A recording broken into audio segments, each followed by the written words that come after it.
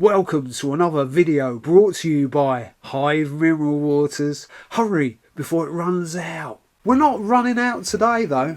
I got up about 3:30 in the morning for an epic coastal walk from Hythe to Ramsgate, arriving at Folkestone just in time for this ethereal scene reminiscent of a spaceship landing on Mars.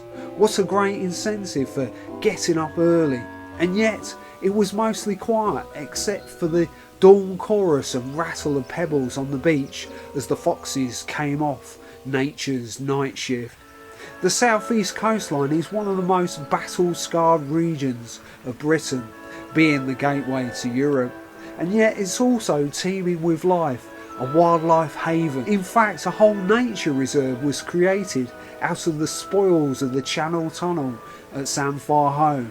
There seems to be a myriad of parallel pathways, so there's always something new to see every time you walk along the cliff top, like a mushroom popping up out of the morning dew.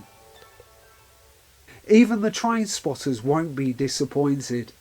Because of the topography of Dover, the whole town is like a one giant natural impenetrable fortification, and the prehistoric chalk cliffs stand in stark contrast to the ultra-modern port down below. Why not drop a postcard in this Victorian Royal Mail pillar box?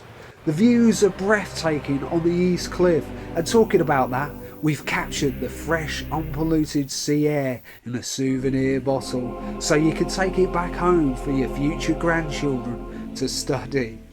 And here's an interesting building with a garden on the roof at St Margaret's at Cliffe, and the beach looks like something from Treasure Island. Your feet will be happy to hear that the small village of Kingsdown marks the end of the cliffs for now. The flat coastline continues through to Walmer and Deal, which has its own Henry VIII period castle, with round walls to deflect those pesky cannonballs.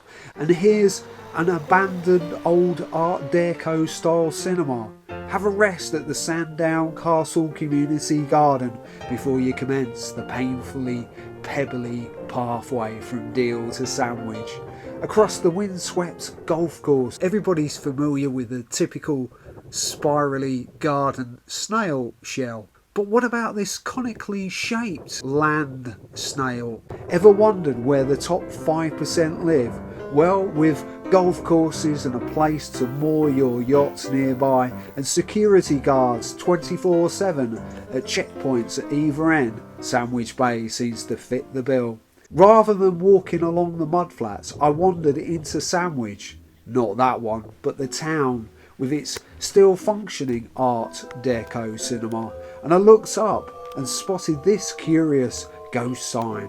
And there are numerous quirky old timber frame buildings, and I passed over a lovely swing toll bridge. But not far from there is the ultra modern Discovery Industrial Park and your favourite pharmaceutical firm. And then we're back to nature again at Pegwell Bay, where you can peer through your binoculars at rare wader birds whilst keeping your feet nice and dry in a purpose-built hide. Have I spotted an invasion? Or is it the replica Viking ship built to commemorate the apparent nearby landing of Hengist and Horsa in the 5th century AD? And Cliffsend also boasts of the supposed landing place of the gospel-spreading St Augustine to our heathen lands. I finally reached Ramsgate, the childhood home of a friend of mine. Betty remembers these grand Victorian red brick arches, complete with faux rock face, leading down to the harbour and marina.